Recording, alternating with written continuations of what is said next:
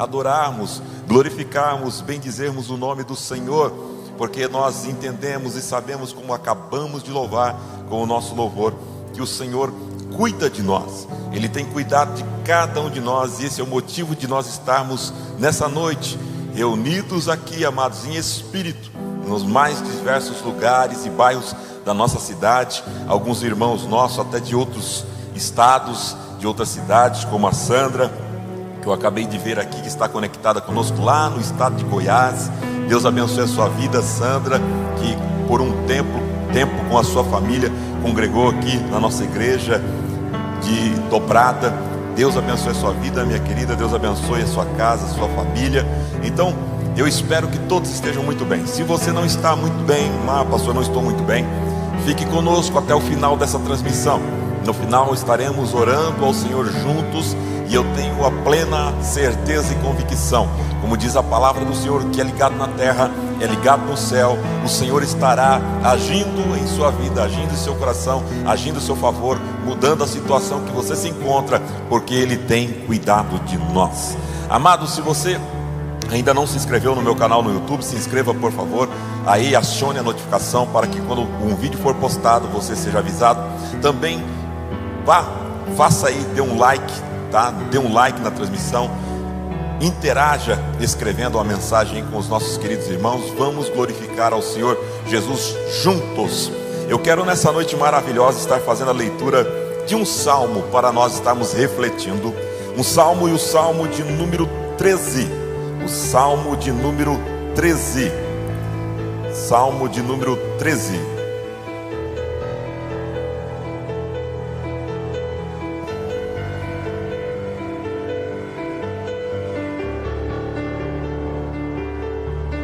Nos diz assim: até quando, Senhor, te esquecerás de mim? Será para sempre? Até quando esconderás de mim o teu rosto? Até quando terei de lutar com a angústia em minha alma, com a tristeza em meu coração a cada dia? Até quando meu inimigo terá vantagem sobre mim? Olha para mim, responde-me, Senhor, meu Deus. Restaura o brilho de meus olhos, ou então ilumina os meus olhos, ou então morrerei. Não permitas que meus inimigos digam: nós o derrotamos. Não deixes que se alegrem com o meu tropeço. Eu, porém, confio em teu amor. Por teu livramento me alegrarei. Cantarei ao Senhor, porque Ele é bom para mim. Vamos orar? Pai, em o nome de Jesus, teu Filho amado, nós estamos diante da tua santa e gloriosa presença neste primeiro dia da semana, para podermos glorificar o teu bendito nome, meu Pai.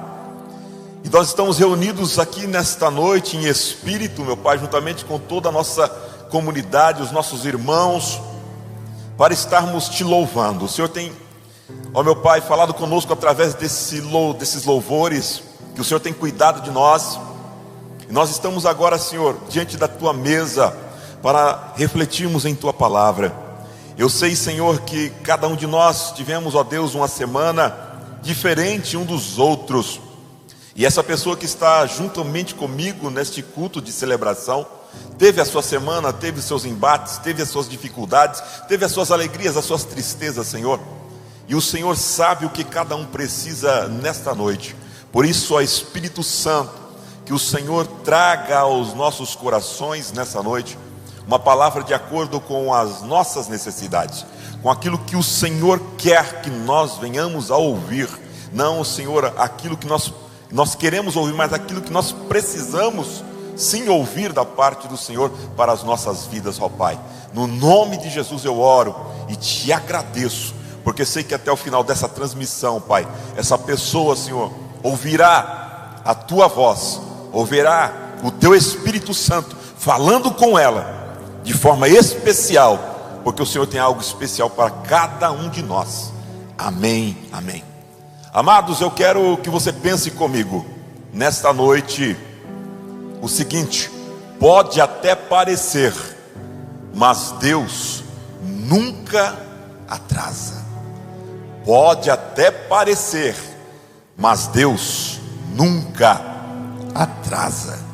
Esse salmo que nós acabamos de ler agora, amados, esse salmo, nós vemos aqui o salmista externando algo em que seu coração estava enfrentando, que ele estava passando, um momento de dificuldade, um momento de angústia. E é interessante, amados, que quando nós lemos esse salmo, nós podemos até pensar e fazermos um paralelo com filmes, ou se você gosta de um filme de ação, por exemplo.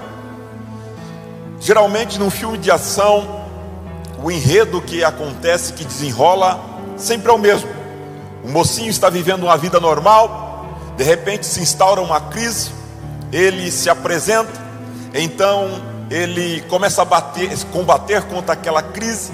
Em um dado momento ele é capturado, e quando ele está na iminência de perder a sua vida e de tudo se acabar, surge alguma pessoa que intervém a favor dele, que o liberta, que o tira, e ele consegue então concluir o seu trabalho, concluir a sua obra. Ele salva o mundo e todos são felizes para sempre. Entretanto, amados, na vida real, na vida no nosso dia a dia, não é tão certo que os heróis sejam salvos em cima da hora. Na vida real, muitas vezes os heróis não são salvos. A pessoa comum, o justo, muitas vezes ele não é salvo na última hora. Muitas vezes eles são pegos, são maltratados, são judiados, afrontados e até mesmo mortos. Em Hebreus, no capítulo 11, o verso 35, o texto sagrado nos diz: mulheres receberam de volta seus queridos que haviam morrido. Outros, porém, foram torturados. Recusaram-se a ser libertos e depositaram sua esperança na ressurreição para uma vida melhor. Alguns foram alvo de zombaria e açoites, e outros acorrentados em prisões. Alguns morreram apedrejados, outros foram cerrados ao meio, e outros ainda mortos à espada. Alguns andavam vestidos com peles de ovelhas e cabras, necessitados, afligidos e maltratados. Este mundo não era digno deles. Vagaram por desertos e montes, escondendo-se em cavernas e buracos na terra. Aqui nós vemos o relato de heróis que passaram sobre essa terra. Esse capítulo trata dos heróis da fé, de homens e mulheres que foram justos, homens e mulheres que foram chamados por Deus, homens e mulheres que não viveram debaixo de luxo, mas que muitas vezes enfrentaram necessidades, afrontas e até mesmo prisões e a morte. Recusaram ser libertos, recusaram gozar de liberdade, mas sim viveram até mesmo debaixo de prisão, de açoites, corridos, fugidos, afrontados, e não foram salvos. Quando um perigo da vida real acerca alguém, não sabemos se todos serão felizes para sempre, como em um filme. Não, muitas vezes os homens esperam um livramento. Muitas vezes nós esperamos um livramento. Muitas vezes nós queremos que no último momento da nossa vida, que o Senhor entre com a intervenção em uma enfermidade, que temos fé que veremos a cura, e Ele não vem. Às vezes uma porta de emprego que estamos esperando se abrir no último minuto, e ela não se abre, Ele não vem. Muitas vezes é aquela mudança no comportamento da esposa, do filho, da filha, do esposo, que você espera, e ela não vem, você não vê acontecer. E nessa circunstância é que nós encontramos o salmista escrevendo o Salmo de número 13. É diante de uma situação como essa que nós vemos ele relatando diante de nossos olhos, no texto sagrado, a situação que ele estava enfrentando, ele dizendo: até quando, Senhor, o Senhor vai se esquecer de mim? Será que é para sempre que o Senhor vai me deixar partir dessa vida para outra, sem ver a resposta da minha oração? Oh Senhor, até quando o Senhor vai esconder o rosto de mim? Até quando eu terei que lutar contra a angústia na minha alma, com a tristeza em meu coração todos os dias? Até quando o inimigo vai se rir e terá vantagem sobre mim? Oh Senhor, olha para mim, responde-me, ó meu Deus, restaura o brilho, ilumina os meus olhos, e então eu verei o teu livramento. É diante, queridos, de uma situação como essa que nós encontramos o salmista. Na verdade, esse salmo é uma oração de um coração angustiado, de uma alma aflita, de uma alma perturbada, de uma alma, queridos, toda cercada pelas trevas e a angústia da incerteza. Talvez mais do que isso, esse salmo é um modelo de reação dos servos de Deus, que em um momento de angústia pedem por socorro, e diante da demora da resposta do nosso Pai amado, do nosso Salvador, esse salmo retrata muito bem o que talvez você esteja vivendo. É um momento crescente, amados, das emoções e reações que levam o servo de Deus muitas vezes ao vale da sombra e morte, como diz o Salmo de número 23, onde o salmista Davi expressa a angústia da sua alma, dizendo: ainda que eu ande pelo vale da sombra e morte, eu não temerei mal algum. Até a sombra, amados, talvez você ande no vale da sombra e morte, até chegar, amados, você caminha no vale da escuridão, e você clama por esse pastor maravilhoso, e você não vê a hora de chegar na sombra do onipotente, como nos é expresso no Salmo 91, aquele que habita no esconderijo do Altíssimo, a sombra do Senhor onipotente descansará. Até, amado, chegar à sombra do onipotente, você tem que atravessar o vale escuro de sombra e morte. E é nesse vale escuro de sombra e morte que muitas vezes você clama e pede a Deus, clama a Deus angustiado, dizendo: até quando? Será que o Senhor está me ouvindo e me vendo? É nessa jornada que nós vemos o salmista Davi caminhando, e nós encontramos aqui 3 fases que ele expressa a cada um de nós. E a primeira fase que nós vemos nesse salmo é a da angústia. O sentimento perceptível nos 2 primeiros versículos que nós lemos aqui, amados, do Salmo 13: até quando, Senhor, te esquecerás de mim? Será para sempre? Até quando esquecerás de mim e esconderás o teu rosto? Até quando terei que lutar com a angústia em minha alma, com a tristeza em meu coração todos os dias? Até quando meu inimigo terá vantagem sobre mim? Nesse trecho, Davi pergunta 4 vezes. Só nesses 2 versículos, Davi fala 4 vezes. Ele pergunta 4 vezes a palavra até quando? Até quando? Até quando?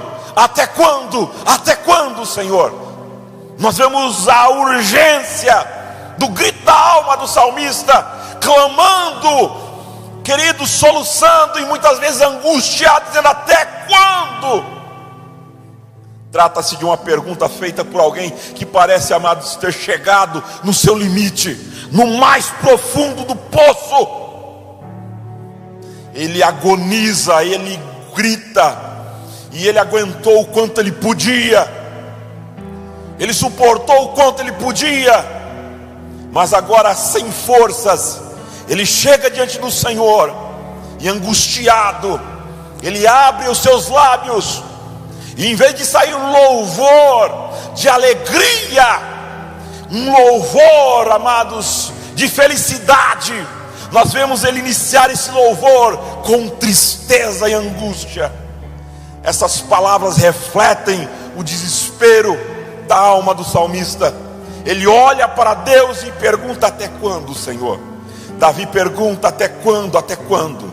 O contexto, amados, aqui nos mostra e nos demonstra que ao se referir desse modo, não quer dizer que o salmista não está crendo em Deus, que ele não acredita em Deus, que ele perdeu total e completamente a fé dele em Deus, que Deus poderia ouvi-lo, escutá-lo e respondê-lo. Não, que o Senhor o havia abandonado. É como se nós percebemos e parece-nos que ele fala: Senhor, o Senhor se esqueceu de mim, o Senhor está me desprezando, o Senhor virou o seu rosto, o Senhor está zangado. O interesse de Davi não é saber, como nós vemos aqui, porque o Senhor não o ama mais. Ele não está aqui preocupado, dizendo: Senhor, porque o Senhor não me ama mais. Não é isso que nós vemos. Mas nós vemos aqui, amados, nas palavras dele, ele mostrando claramente até quando Deus retardaria a libertação dele, até quando o Senhor reteria a sua libertação. Davi expõe diante de Deus no verso 2 a consequência dessa aparente demora, perguntando até quando ele lutará contra o que ele chama de lamento diário do seu coração. Termina perguntando por quanto tempo seus inimigos, amados, iriam prevalecer sobre ele. Perguntas que, mais que o desejo de encontrar respostas, servem para expor os sentimentos da angústia pela situação que ele estava vivenciando. É isso que nós vemos. Muitas pessoas perdem a sua fé nessa fase da sua caminhada no vale escuro de sombra e morte. É na hora, queridos, que a pessoa está passando no vale escuro e sombra e morte, quando ela está gritando: até quando? Até quando? Até quando? Até quando? Muitos perdem a fé, muitos tombam, muitos desistem, muitos abdicam da fé, abrem mão da fé, abandonam, viram o rosto, viram as costas, deixam a caminhada cristã, porque não suportam a sensação de estarem sozinhos. Mas Davi, diante dos problemas que ele estava enfrentando, ele nos mostra e nos ensina lições grandiosas, e uma delas é que nós precisamos imitar sempre. E nós vemos claramente aqui, ele ora ao Senhor. Davi apresenta ao Senhor o seu pedido. São 3 pedidos que ele faz no verso 3 e 4. Os 2 primeiros são: olha só, olha, por favor, e responda-me. Olhe para mim, volte-se para mim com os teus olhos. Primeiro, olha. Segundo, responda-me. Não basta apenas o Senhor olhar para mim, não basta apenas o Senhor me ver, não basta apenas o Senhor me contemplar, não basta apenas o Senhor sentir compaixão por mim. Não, eu preciso de uma resposta. Desejando, amado, ser alvo da atenção especial do Senhor e ter a sua oração atendida, Davi não pensa que Deus não o vê, mas deseja que o Senhor se compadeça dele na situação em que ele está vivenciando. Diante da sua oração, ele pede que Deus atue em seu favor, não com silêncio, mas com ação, com atitude. Ele pede aqui que o Senhor mostre as suas mãos, porque os olhos de Deus na Bíblia nos mostra a característica da sua onisciência, de saber, de ver, de conhecer, de perscrutar o mais profundo da alma do ser humano. Mas a mão de Deus na Bíblia fala da sua ação, da sua operação, da sua intervenção, do seu milagre ao nosso favor.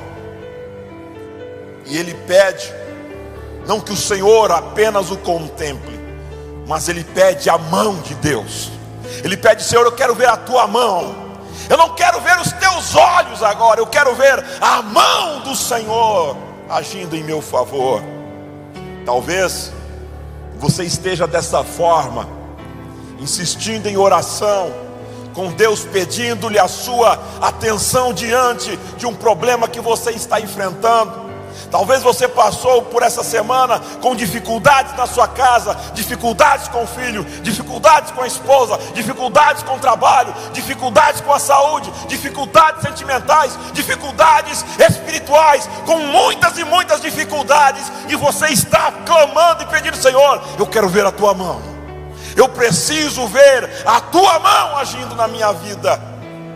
Mas ouça, ele diz em sua palavra para você hoje, como ele falou com Josué, lá no capítulo de número 1, no verso de número 9: não fui eu que te ordenei a você, seja forte, tenha coragem, não se apavore, não tenha medo, pois o Senhor, seu Deus, estará com você por onde você andar.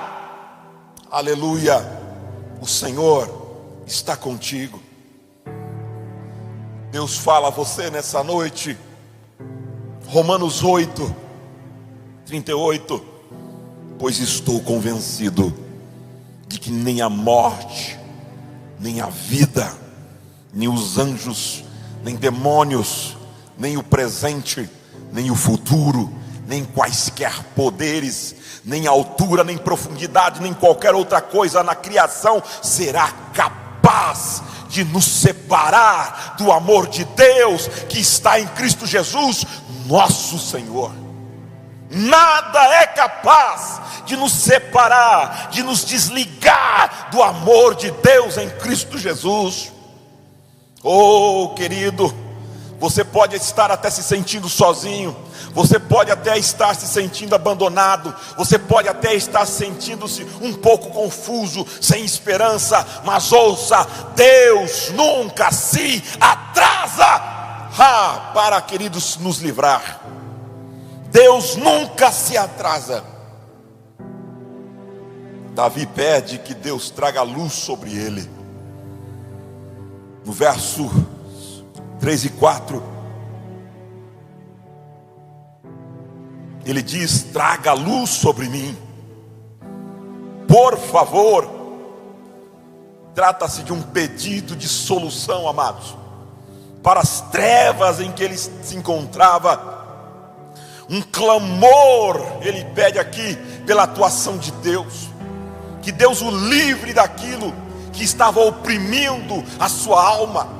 No caso, para que ele não seja morto pelos inimigos, e para que eles não sejam vitoriosos e se vangloriem sobre ele. Ele clama e pede: olha, responda, traga luz. São os pedidos que revelam um servo que leva a Deus seus problemas por meio da oração, sabendo que somente Ele, Deus, o Senhor, pode responder os pedidos dos fiéis e dar fim à angústia da alma. Muitas pessoas recorrem à bebida para tentar tirar a angústia da alma, só que quando a bebida, o efeito do álcool se vai, a angústia volta. Muitos recorrem às drogas para poder tirar a angústia, o vazio da alma.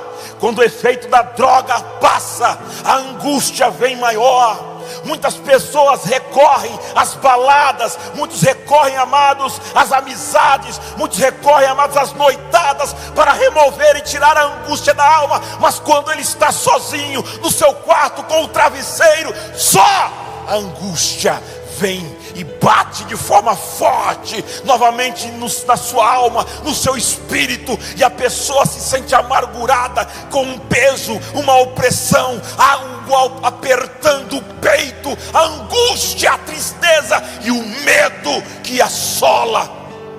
Queridos, as coisas dessa terra, absolutamente nada nessa terra consegue tirar a angústia da alma e do espírito humano. Somente a presença de Deus com o seu Espírito Santo pode restaurar a paz, a alegria, a serenidade, a tranquilidade na alma e no coração de uma pessoa angustiada. Só Deus, pelo Espírito Santo, pode trazer paz, porque a paz é um dom de Deus, é um dom de Cristo. Antes de ele voltar para o seu trono no céu, ele prometeu aos seus seguidores: vos deixo a minha paz vos dou, eu não a dou como o mundo a dá.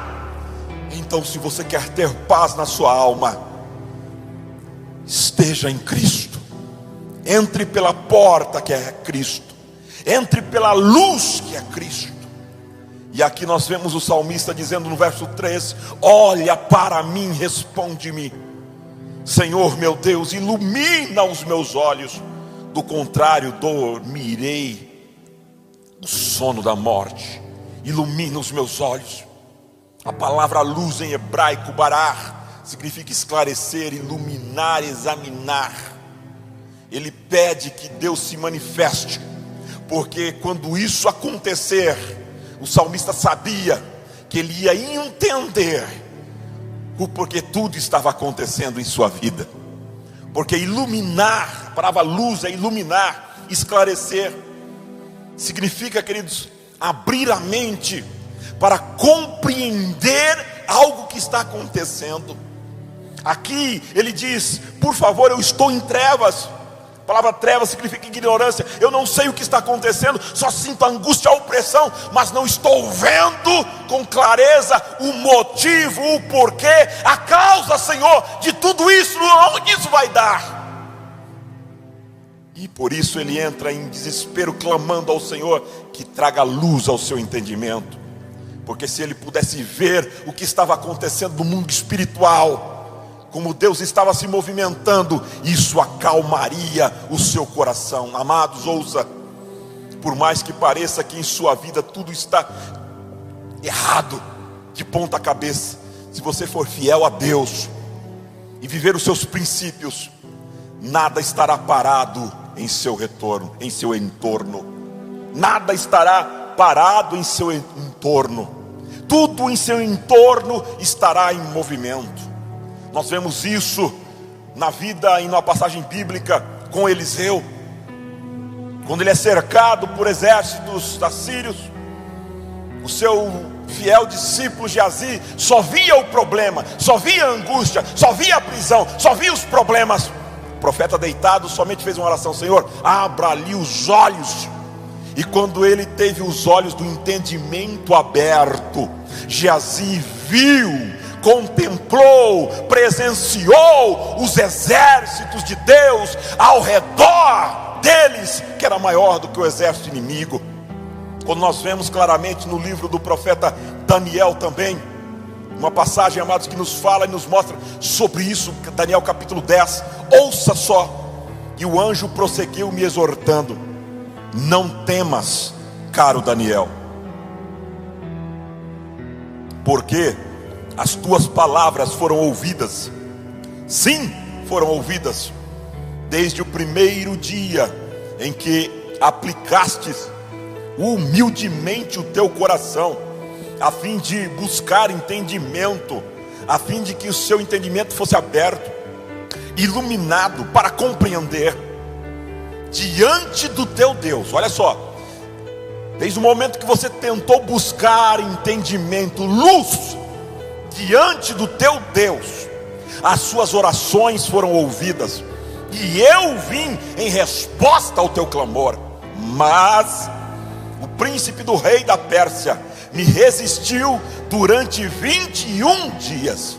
Então Miguel, um dos príncipes supremos, veio me ajudar a vencer o inimigo, porquanto não pude mais continuar ali com os reis da Pérsia. Assim estou aqui agora para explicar-te o que acontecerá ao teu povo nos tempos futuros, pois a visão que tivestes se refere a dias ainda muito distantes. Aqui nós vemos claramente que Daniel estava angustiado. Daniel, queridos, estava cheio de angústia e temor e medo, mas ele não entendia o que estava acontecendo. E por 21 dias se seguiu esse quadro, até que houve a abertura do entendimento dos olhos de Daniel. Quando o seu entendimento foi aberto, ele viu o que estava acontecendo no plano espiritual. Embora no plano físico tudo estava quieto, ele não via, queridos, nada. Talvez ele não visse o mover dos ventos, talvez ele não ouvisse nenhuma folha sequer caindo das árvores. Ele não via nada, tudo silencioso, tudo calmo, tudo quieto, tudo estava sereno. Mas no mundo espiritual, ao entorno do profeta, sobre o profeta, estava uma grandiosíssima batalha de príncipes espirituais lutando, degladiando-se em prol, amados, da vida de Daniel. Alguns contra e outros a favor. Da mesma sorte e maneira acontece hoje com a sua vida. Ao seu entorno você não consegue ver no plano físico, tudo está quieto. Ao contrário, você sente apenas angústia e tristeza. Mas sob você, se os seus olhos fossem abertos, você veria miríades e miríades de anjos degladiando, lutando e batalhando em prol da sua vida. Finalmente, a última fase da jornada do salmista, que nós vemos aqui no versos 5 e 6, é o descanso em Deus. Ele diz: eu, porém, confio em teu amor, o meu coração exulta em tua salvação. Quero cantar ao Senhor pelo bem que me tem feito. 3 verbos expõem as ações de Davi aqui. Mesmo diante da circunstância desfavorável, persistente no sentido de entregar-se completamente, não apenas o problema, mas também suas reações aos cuidados do Senhor, soberano e amoroso. Senhor, soberano e amoroso. Davi diz: eu, porém, confio na tua lealdade ou amor. Na verdade, é preciso uma explicação maior sobre a palavra lealdade para descrever o objetivo da confiança de Davi em Deus. Ele confiava que as palavras de Deus eram verdadeiras e que ele cumpriria o que ele lhe prometeu. Não importasse quão complicadas fossem as circunstâncias, não apenas por quem vinha de uma boca que só dizia a verdade, só fala a verdade, a boca do nosso Criador, de mãos honradas, que não quebra um compromisso e uma aliança feita ao apertar das mãos de uma aliança, como nós costumeiramente fazemos, mas também de um coração amoroso, benigno e compassivo. Davi continua dizendo: meu coração se alegra na tua salvação. Aleluia. No final aqui, amados, nós iniciamos vendo Davi angustiado, ele expressando a sua angústia. E quando vamos chegando ao final do salmo, nós vemos ele utilizando a palavra salvação, que no hebraico remete-se à própria pessoa de Cristo Jesus. Yahuwah ou Yahashua. O objetivo da alegria dele era justamente essa salvação no Senhor. Como resultado de tal exaltação ou exultação, Davi diz a si mesmo: cante ao Senhor, ou Yahashua, ou Yahuwah. O motivo de louvor a Deus é surpreendente. No meio da situação difícil em que ele se encontrava, Davi viu o Senhor agindo no sentido de tratar-lhe bem. E eu concluo neste momento para orar com você, dizendo que nós observamos nesse salmo o salmista saindo do estado de desespero à oração, e da oração ao descanso. Ele sai do estado de desespero, primeiro, desespero. Segundo, ele vai para a oração. Da oração, ele vai para o estado de descanso.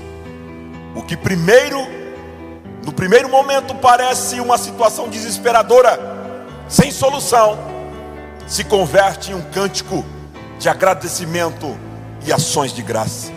Isso nos ensina a confiarmos na bondade de Deus, em sua misericórdia, para nos atender, e que Ele nunca nos desamparará. Então pode parecer, mas Deus nunca se atrasa. Eclesiastes 8:6 diz: porquanto há uma hora certa e também uma maneira certa de agir para cada situação. Fique com esse versículo. Porquanto há uma hora certa e também uma hora certa de agir para cada situação. E se tem alguém que sabe a hora certa de intervir na sua vida, é o nosso Pai amado, o nosso Criador, o nosso Salvador. Se tem alguém que sabe a hora correta de operar o milagre, de intervir e abrir a porta, é Jesus. Feche os teus olhos neste momento. Pai, no nome soberano de Jesus Cristo, nós oramos nesta noite. Eu suplico nesse instante o teu favor, a tua bondade e misericórdia sobre a vida do meu irmão, da minha irmã, que me ouve, Senhor, que está celebrando a Ti, Te adorando, e que neste momento, Senhor, está conosco nessa reflexão da Tua palavra. Que o Teu Espírito Santo agora tome o coração dessa pessoa. Que o Senhor tome, ó meu Jesus, essa causa em suas mãos. Que o Senhor tome, ó Pai, esta angústia de alma em suas mãos, essa petição, esse clamor. Que o Senhor tome essa situação, essa circunstância. Tome agora o teu filho, a tua filha pelas mãos. Ajude-o e ajude-a a atravessar esse vale escuro, sombrio, de sombra e morte. Ah, Senhor, que ela consiga sentir o teu afago, o calor da tua presença, o apertar das tuas mãos, oh Senhor, envolvendo o seu corpo nesse instante, envolvendo-o por completo e por completa, e que eles sintam, ó Senhor, o calor da tua presença. Ajude-os, ó meu Senhor, a vivenciar, ó meu Pai, essa situação, mas não apenas com o coração cheio de desespero, de angústia, de tristeza, de amargura, mas que eles vivenciem este momento, Senhor, entendendo que o Senhor, da mesma maneira que agiu na vida de Davi, e no final, ó Pai, da situação, ele diz: cantarei ao Senhor, porque Ele é bom para mim. Que ele e ela possa cantar também a Ti, abrir os lábios em louvor, porque o Senhor foi bom para com ela. No nome de Jesus, que haja o fortalecimento, a renovação e um milagre, Pai, do Senhor nessa vida. E que eu possa ouvir, ó meu Pai, o testemunho dos Teus filhos, que o Senhor interviu em suas vidas e operou um milagre para a glória do Teu nome. Amém, amém, Jesus. Se você pode aplaudir, aplauda o Senhor aí no seu lar, na sua casa, nesta hora.